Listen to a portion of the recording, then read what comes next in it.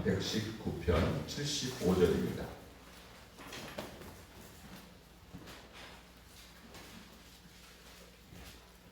119편 75절 한 절만 보도록 하겠습니다. 세 번 연속으로 읽겠습니다. 75절 시작. 여호와여, 내가 알거니와 주의 심판을 이루시고 주께서 나를 괴롭게 하심은 성실하심 때문이니라. 여호와여, 내가 알거니와 주의 심판을 이루시고 주께서 나를 괴롭게 하심은 성실하심 때문이니라. 여호와여, 내가 알거니와 주의 심판을 이루시고 주께서 나를 괴롭게 하심은 성실하심 때문이니라. 아멘. 할렐루야. 오늘도 주신 말씀을 통하여 하나님의 음성을 듣고 새롭게 되는 하루가 되기를 주의 이름으로 축원합니다. 오늘 말씀을 읽어보면 좀 이해가 안 되는 표현이 있어요. 어떤 표현이냐면 주께서 나를 새롭게 괴롭게 하시니, 우리의 괴로움이 주께서 하셨다 이렇게 표현되어 있어요. 우리는 주님은 우리를 기쁘게 하고 즐겁게 하고 행복하게 하실 분이다 라고만 생각을 해왔는데, 시인은 나의 괴로움의 근원이 하나님이다 이런 발견을 했습니다. 그런데 그 뒤에는 더 이해할 수 없는 표현이 나옵니다. 이 괴로움의 원인이 바로 주님의 성실하심 때문이라는 것. 여러분, 이 말씀을 깨닫는 은총이 있기를 바랍니다. 이것은요, 이 시인이 갖고 있는 일종의 영성입니다. 우리가 한 사람 한 사람이 믿음으로 이렇게 세워져 가고 있을 때, 우리가 믿음으로 세워져 간다는 건 사실 영성이 깊어져 간다 라는 의미이거든요. 근데 영성에는 어떠한 원리가 있냐면 고난에 대한 각성의 굉장한 이 중요성이 있습니다. 그러니까 고난을 어떻게 해석하느냐, 나의 괴로움이 왜 존재하느냐 라는 것이죠. 여러분, 성경에 보면 가장 어려운 책이 저는 욥기라고 생각합니다.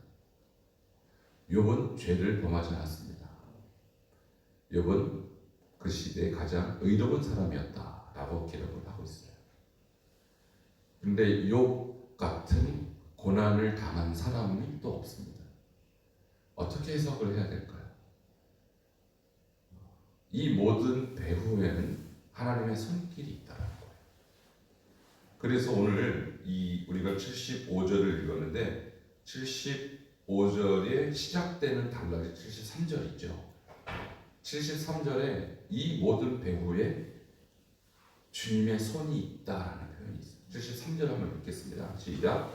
주의 손이 나를 만들고 세우셨사오니 내가 깨달아 주의 계명들을 배우게 하소서. 아멘.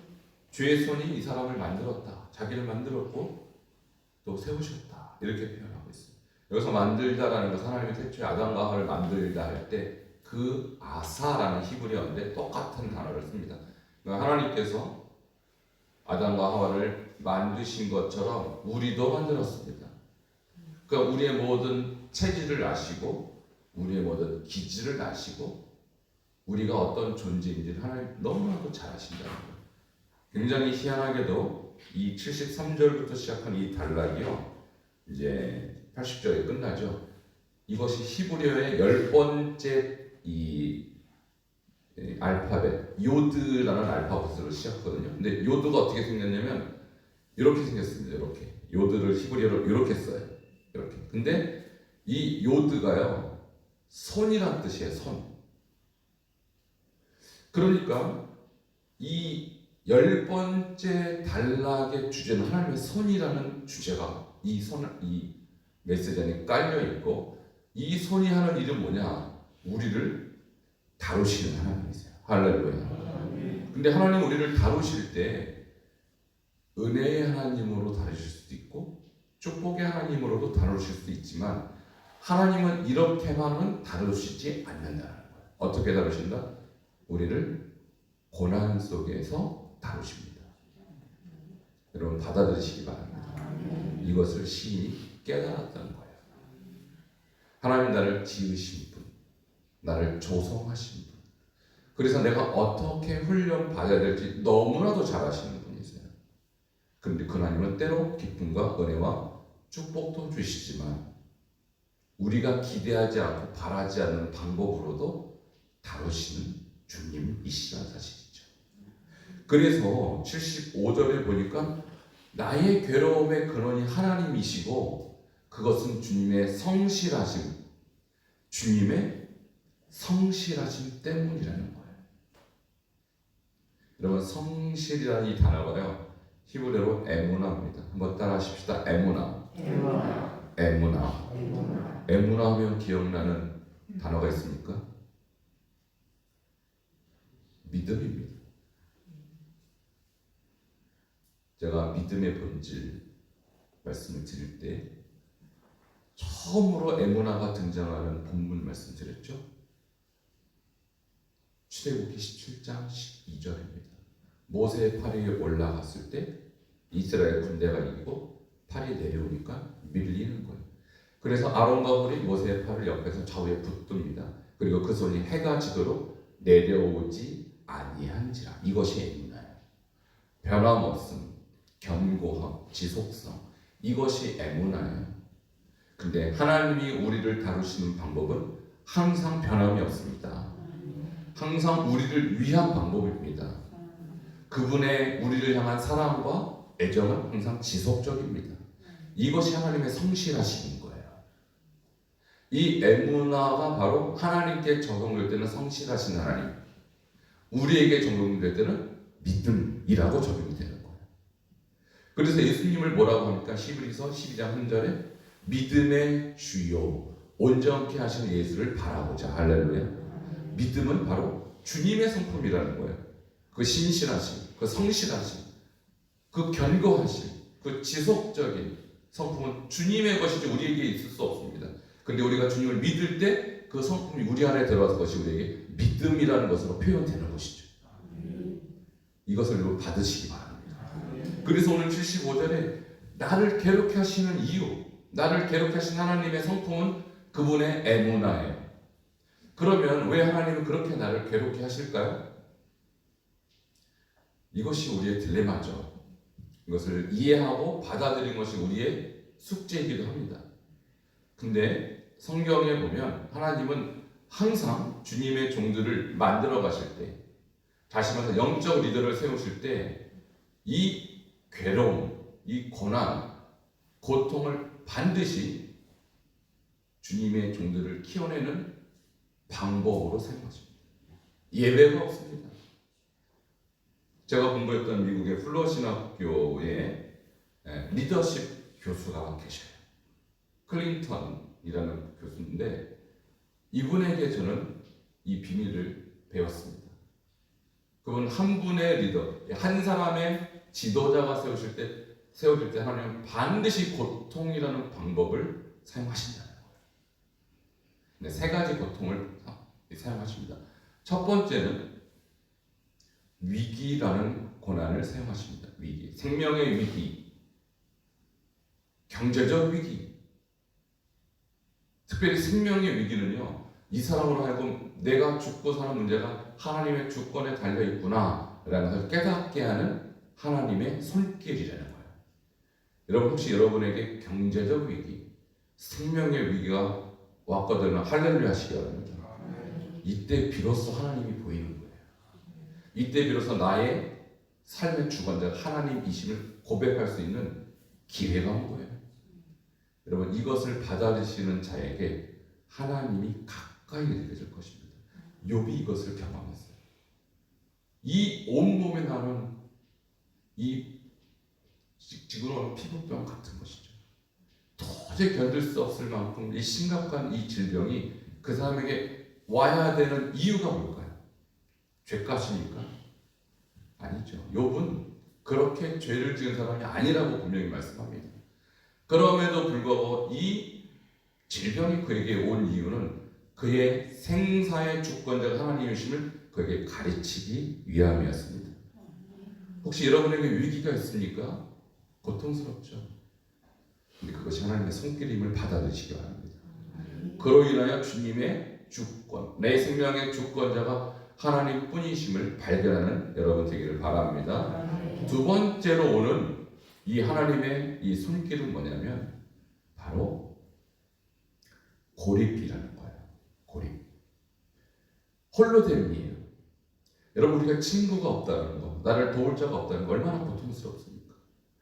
그래서 살다 보면 내가 이 세상에 나 혼자뿐일 것처럼 느껴질 때가 옵니다. 그런데 그 고립의 때 비로소 주님을 만날 수 있어요. 할렐루야. 우리가 의지할 자가 있을 때, 우리가 스스로 행복하게 느낄 때 주님 찾지 않습니다. 인간. 나뿐이라고 생각할 때, 아무도 나를 도울 자가 없다고 생각할 때, 그때 주님 나타나셔서 우리의 친구가 되어 주십니다. 그래서 고립은 축복입니다. 누가 그것을 경험했냐면 요나예요. 요나는 뱃속에서 3일 동안, 그것도 물고기 뱃속에서 3일 동안 철저하게 고립을 당했어요. 누가 고립시켰습니까? 하나님이. 왜요? 깨닫게 하기 위해서. 하나님의 종으로 제대로 된 선지자로 만들기 위해서 하나님은 그렇게 할 수밖에 없었어요. 그러므로 내가 홀로 있다고 생각할 때 여러분 홀로 있지 않습니다. 주님의 손이 요나를 붙들었듯이 여러분도 붙드실 줄 믿습니다. 이 고립을 경험하는 것은 우리 인생에서 가장 큰 축복의 시간인 것이죠. 여러분, 이와 같이 우리가 생명의 위기, 고립, 마지막으로 주님께서 쓰시는 말은 갈등입니다. 갈등. 인간관계 갈등. 여러분, 그 갈등이요, 사실 먼 데 있는 사람과 갈등하지 않습니다. 아주 가까이 있는 곳에서, 가족 간에, 또는 교인 간, 또는 이웃 간, 가까이 있는 사람과의 갈등을 통해서 하나님은 우리의 밑바닥을 보게 하십니다. 내가 어떤 존재인지. 그러므로 이러한 것들은 사실상 우리에게 축복입니다. 그것이 없었던데, 이런 권한이 없었던들 나는 나의 실체를 볼 수가 없다는 것이죠. 오늘 78절을 함께 보시기 바랍니다. 시작. 교만한 자들이 거짓으로 나를 엎드렸으니 그들이 수치를 당하게 하소서. 나는 주의 법도들을 작은 소리로 읊조리리이다. 아멘. 이 시인이 느꼈던 고통의 원인은 교만한 자들이 거짓으로를 엎드렸기 때문이야. 그러니까 이 교만한 자들이 왜 이 시인 앞에 등장했을까요? 이 사람을 괴롭히고 엎드리게 만들 이 고통스러운 누구죠? 원수들이죠. 이 사람은 이 시인에게 생명의 위기, 그를 고립으로 이끌었고 그를 갈등했던 사람들입니다. 다시 말해서 이 사람들 때문에 이 시인은 오늘 이 시편을 쓴 거예요. 그래서 나를 괴롭게 하시는 주의 성실하심 때문입니다. 하나님은 여러분을 향하여 주님의 성실하심을 오늘도 나타내십니다. 그것이 우리가 원하는 방식이 아닐지라도 하나님 그 방식을 통해서 여러분을 하나님의 종으로 세워나가고 계시며 여러분 반드시 위대한 하나님의 종들처럼 여러분도 쓰임 받게 될 것입니다. 이 기간, 이 환난, 이 고통, 이 괴로움, 철저한 하나님의 손길이신을 믿고 옆에 믿음으로 반응하시기를 주여로 축원합니다. 함께 기도하시겠습니다. 우리 동성 기도할 때 주님, 주님의 종들은 한결같이 주님의 성실하심에 이끌려왔던 사람입니다. 근데 그 성실한 주님의 손길이 어떨 때는 위기요, 어쩔 때는 고립이요, 어떨 때는 갈등이라는 방법으로 우리에게 찾아올 때 주님, 우리가 이것을 아멘하게 하시고 여기 우리가 요셉처럼 또 요나처럼 주님 앞에 반응할 수 있도록, 또 욥처럼 반응할 수 있도록, 믿음으로 반응할 수 있도록 주님 우리의 눈을 열어주시옵소서. 함께 통성으로 기도하시겠습니다. 하나님 감사합니다. 주님, 우리가 어떤 존재인지 주님은 잘 아십니다. 우리를 만드신 하나님, 우리를 조성하신 하나님, 나의 모든 원하의 세포 조직까지도 다 창조하신 하나님께서 오늘 우리를 이끌고 계시며 하나님의 손으로 우리를 인도하고 계심을 믿습니다. 하나님이여, 우리가 얼마나 주님 앞에 연약한 존재인가, 얼마나 티끌같이 부족한 존재인 주님께서 아시기에 우리를 지금도 하나님의 손으로 인도하시고 조성하시고 빚어가고 계시는 아버지의 손길을 오늘도 깨닫습니다. 하나님, 비록 그것이 우리가 원하지 않는 방법일지라도, 그것이 위기요 또한 고립이요 또 갈등일지라도, 하나님 그것을 통하여 나를 조성하시고 만들어 가고 계시며, 나를 통하여 주님께서 하실 일을 계획하고 계신 그 성실하신 하나님을 기대하며 믿음으로 반응할 수 있는 모든 주님의 권속들 되게 하여 주시옵소서. 예수 그리스도의 이름으로 기도합니다. 아멘. 주님 감사합니다. 오늘 말씀 속에서 이 시인이 깨달은 하나님의 손길 우리도 깨닫게 하여 주시옵소서. 우리를 괴롭게 하신 바로 하나님의 성실하심 때문입니다. 하나님, 때로는 여러 가지 어려움과 혼란 속에서 우리를 조성하고 계신 그 하나님 우리가 기대합니다. 오늘도 하나님의 종들을 만들어 하셨다는 하나님의 여러 가지 위기와 또 고립과 갈등이라는 이런 손길을 우리가 믿음으로 받아들이게 하시고 오늘 믿음으로 반응하는 저희들 되게 하여 주시옵소서. 예수님 이름으로 기도합니다. 찬송가 393장입니다.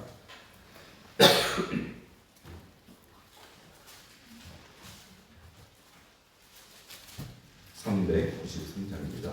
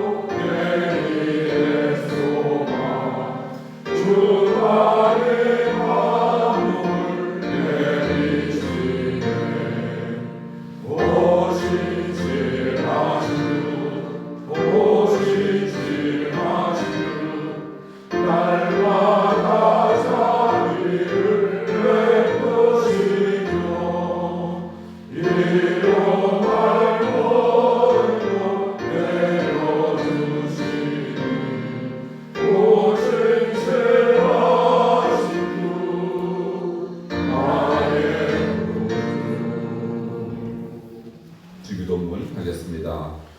하늘에 계신 우리 아버지여, 이름이 거룩히 여김을 받으시오며 나라가 임하시오며 뜻이 하늘에서 이루어진 것 같이 땅 위에서도 이루어지이다.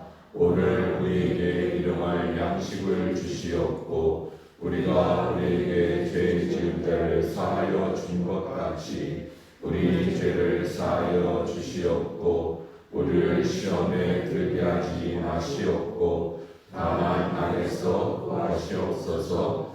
나라와 권세와 영광이 아버지께 영원히 있사옵나이다. 아멘. 주신 말씀을 기억하면서 간절히 주님 앞에 기도하며 나가도록 하겠습니다.